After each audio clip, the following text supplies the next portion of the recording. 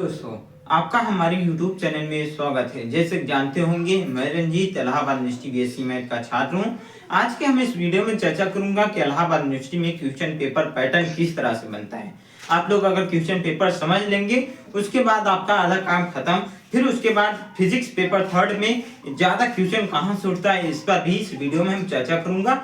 Video में last तक जरूर बने रहिएगा। मैं बता देता हूँ कि हमारे चैनल पर जो छात्र नए जुड़ रहे होंगे, उनके लिए मैं बता देता हूँ कि इलाहाबाद यूनिवर्सिटी में बीएससी की सबसे ज्यादा जानकारी देने वाला यही चैनल है। चाहे आप लोग कॉलेज से हो, चाहे कैंपस से हो, आपके लिए सबसे ज्यादा जानकारी इसी यूट्यूब चैनल पर मिलेगी। जो बातें कैंपस में होती है वही बातें कॉलेज में लागू होती हैं। चलिए मैं शुरू करता हूँ। अगर चैनल पर नए हैं तो जरूर सब्सक्राइब करके रखें। चलिए मैं शुरू करता हूँ। देखिए, आपको क्या करना है कि आपको पहले पैटर्न समझ के, यहाँ से अगर पैटर्न समझ लेंगे, फिर उसके बाद आपका आसान हो जाएगा काम आसान होने का मतलब ये है कि एक कॉन्फिडेंस आ जाएगा कि हाँ, मैं अब अच्छा कर सकता हूँ। देखिए, आपको जैसे कि आपके जिस पेपर थर्ड में, जैसे फिजिक्स पेपर थर्ड में, थर्ड की बात मैं करूं, तो आपको क्या करना होगा कि उस पेपर में आपको 9 क्वेश्चन आएंगे। पहले पेपर पैटर्न बताता हूँ, फिर उसके बाद उसमें बताता हूँ। पेपर में 9 क्वेश्चन आएंगे। ये फिजिक्स पेपर फर्स्ट में भी वही क्रिया रहेगी, वही क्रिया दूसरे पेपर में, वही क्रिया थर्ड पेपर में। थर्ड पेपर में क्या होगा, सेकेंड पेपर में, फर्स्ट फिजिक्स के ही पेपर में, चलिए मानता हूँ, फिजिक्स पेपर में 9 क्वेश्चन आएंगे। 9 क्वेश्चन में आपको क्या करना होगा कि 9 क्वेश्चन में एक क्वेश्चन जरूर करना होगा। अगर नहीं आता है उसे छोड़ दीजिए, अगर आता है तो उसे जरूर करना है, नहीं आता है तो आपको 3 नंबर चला जाएगा।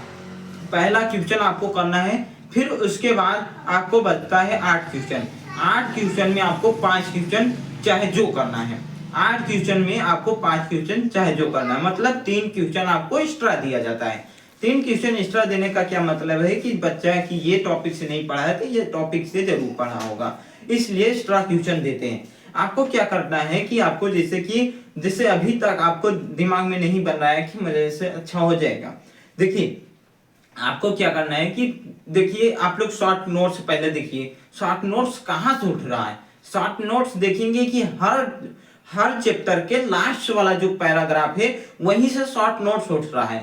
शॉर्ट नोट्स हर पैराग्राफ से, हर मतलब कि पहला, जैसे कि पहला यूनिट से लास्ट वाला टॉपिक उठ रहा है शॉर्ट नोट्स। जैसे कि शॉर्ट नोट्स नहीं बन पा रहे हैं, उसे छोड़िए। 9वां क्वेश्चन जो है शॉर्ट नोट से ही रहता है। 9वां क्वेश्चन शॉर्ट नोट से रहता है। अब जो है देखिए कि जैसे 9वां क्वेश्चन किया, 8वां, मतलब इंटरचेंज करते रहते हैं। मतलब एक क्वेश्चन शॉर्ट नोट से रहेगा, एक क्वेश्चन मतलब कि दो आपको शॉर्ट नोट्स लिखने रहेंगे। शॉर्ट नोट्स का मतलब है कि आप लोग करीबन 1 से 1.5, मतलब 2 पेज, 1.5 पेज, 1 पेज इतना लिखना होगा शॉर्ट नोट्स में। फिर उसके बाद क्या आता है कि आपको पहला क्वेश्चन तो जरूर करना है। नहीं आ रहा है तो उसे आप लोग छोड़ भी सकते हैं। नहीं आ रहा है तो तब भी आपको 5 ही क्वेश्चन करना है, ना कि 6 क्वेश्चन कर लें। पहला नहीं आ रहा है तो 5 ही क्वेश्चन करना है। पहला आएगा तब आपका 6 क्वेश्चन माना जाएगा, नहीं आएगा तो नहीं माना जाएगा। जैसे कि पहला जरूर करना है। फिर उसके बाद 8 क्वेश्चन में पहला कर लिए, फिर 8 क्वेश्चन बचेगा। 8 में से आपको 5 करना होगा। 5 में से आपको क्या करना है कि आप लोग अब तरीका समझिए, यहाँ से क्वेश्चन ज्यादा कहाँ से पूछता है। देखिए, आपके पास यहाँ 6-7 यूनिट है। 7 यूनिट को आप लोग पूरा अगर पढ़ना चाहते हैं पढ़िए, नहीं पढ़ना चाहते हैं तो 1 यूनिट 2 यूनिट छोड़ भी सकते हैं। जहां से क्वेश्चन ज्यादा आ रहा है उस यूनिट को ज्यादा से पढ़ लीजिए, उस यूनिट को छोड़कर मत जाइएगा।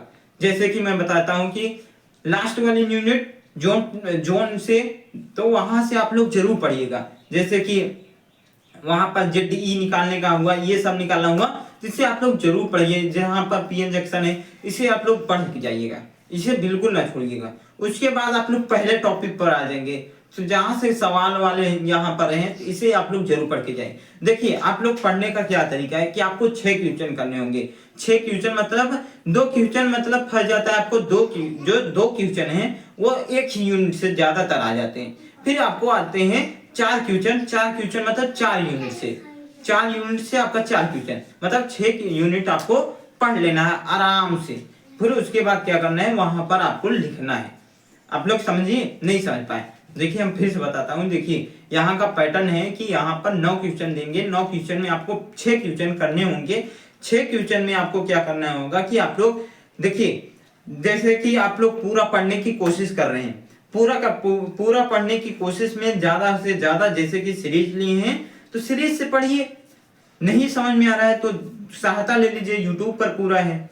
फिर उसके बाद फिर पढ़ लीजिए। फिर उसके बाद ज्यादा से ज्यादा लिखने का प्रयास करिएगा, नहीं तो वहां पर पेन नहीं चलेगी। लिख लिख का प्रयास करिएगा। पहली बात मैं कह रहा हूँ कि लिख लिख कर ही प्रयास करिएगा। और मैं बताता देता हूँ कि आपको 6 क्वेश्चन में से 6 क्वेश्चन बन जाएगा जब आप लोग लिख लिख का प्रयास करे रहेंगे। वहां पर आपको वो हाथ भूलने नहीं देगा, हाथ आपको पूरा से पूरा याद रखेगा। और मैं बता देता हूँ कि फिजिक्स में यही ट्रेंड रहेगा आपका बेसिक फर्स्ट ईयर में, सेकेंड पेपर और फर्स्ट पेपर, और यही प्रक्रिया रहेगी केमिस्ट्री में। केमिस्ट्री में भी यही तरीका से पूछा जाएगा। आपको 1 क्वेश्चन करने होंगे, कंपलसरी रहेगा। उसके बाद 5 क्वेश्चन करने होंगे। जहां तक उम्मीद होगी आप लोग समझ ही गए होंगे। आपको मैं बता देता हूँ कि आप लोग जो भी ज्यादा इंपॉर्टेंट क्वेश्चन लगे उसे बिल्कुल छोड़ कर ना जाइएगा, उसे जरूर लगा के जाइएगा। और मैं बता देता हूँ कि ज्यादातर क्वेश्चन आपके सीरीज से ही फंस जाएंगे।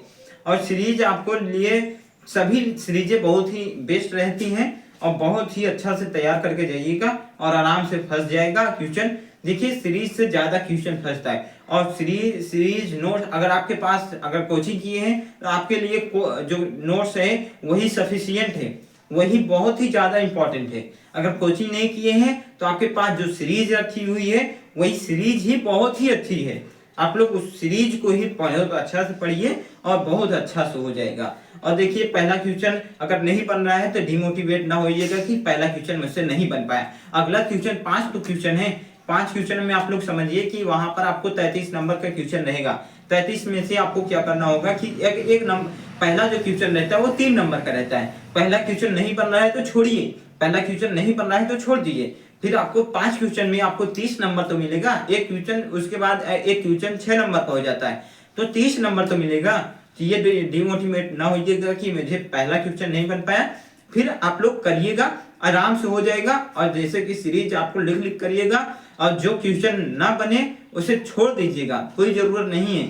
आप लोग अनुसार से लगाइए और 9 क्वेश्चन में से आपको कम से कम 6 क्वेश्चन बनने चाहिए। अभी कम से कम 6 क्वेश्चन बनने चाहिए। कम से कम आपको 2015 तक का अनुसार पेपर जरूर लगा लेना है। हर यूनिट का, हर यूनिट में आप लोग जब अनुसार पेपर मिलाएंगे तो देखेंगे कि ज्यादा क्वेश्चन किस यूनिट से आ रहा है।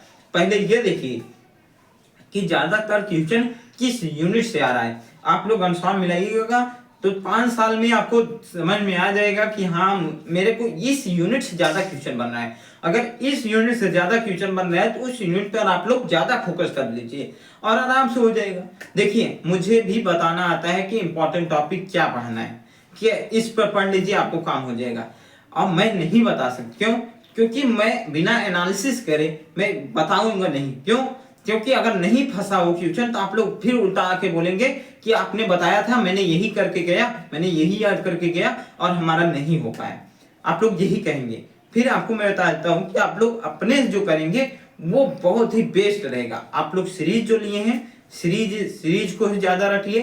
फिर उसके बाद आपको मैं बता देता हूँ कि आपको एक रिक्वेस्ट है कि आप लोग जो भी आपके जैसे कि परिचय कहें सीयूईटी की तैयारी कर रहे हैं उनके लिए हमारा चैनल जरूर भेजिएगा, क्योंकि उनको बताइएगा कि यहाँ से बीएससी की सबसे ज्यादा जानकारी मिलेगी।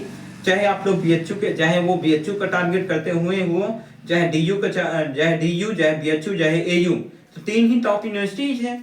तो तीनों में ही आप लोग देखिए जो भी टारगेट करेंगे उसके लिए मेरा पेपर खत्म हो जाए, मेरा भी एग्जाम चल रहा है, एग्जाम खत्म हो जाए फिर मैं सभी के लिए मैं बताना शुरू करूंगा। और मैथमेटिक्स में मैं बहुत ही अच्छा विधिवत तरीके से बताऊंगा, क्योंकि मैथमेटिक्स में के बाद इसके बाद हमारा जो एक खत्म हो जाएगा पेपर, उसके बाद वहां से मैं ज्यादा से ज्यादा एनालिसिस करूंगा। कम से कम 1 दिन लगेगा, 2 दिन लगेगा कि इसमें ये क्वेश्चन इस बार आया है, इस बार आया है, इस ही बार भी आ सकता है। मैं करीबन 10 साल का मिलाऊंगा तब मैं बताऊंगा कि हाँ ये क्वेश्चन आएगा, तब मैं बताऊंगा कि ये क्वेश्चन आ सकता है।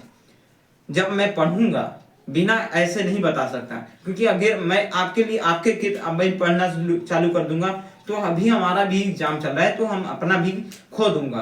तो आपके लिए मैं आधा घंटा निकाल कर बता देता हूँ। देखिए मैं 10 मिनट लगा अभी वीडियो बनाने में, फिर उसके बाद लगेगा अपलोड करने में, फिर उसके बाद लिखने में, थंबनेल बनाने, मतलब समय चला जाता है करीबन आधा घंटा। तो आधा घंटा मैं आपके लिए समय निकाल दे रहा हूँ। इस समय करीब 15 तारीख तक मैं निकालूंगा इसे। फिर उसके बाद मैं आपको 24 तारीख से मिलूंगा। चलिए वीडियो में बने रहने के लिए बहुत बहुत धन्यवाद। जहां तक हो गया आपका डाउट समाप्त हो गया होगा। जो भी हो आप लोग समझिए कि अगर हिंदी में लिखना चाहते हैं तो लिख भी सकते हैं। बहुत बहुत धन्यवाद, बहुत बहुत आभार। Thank you.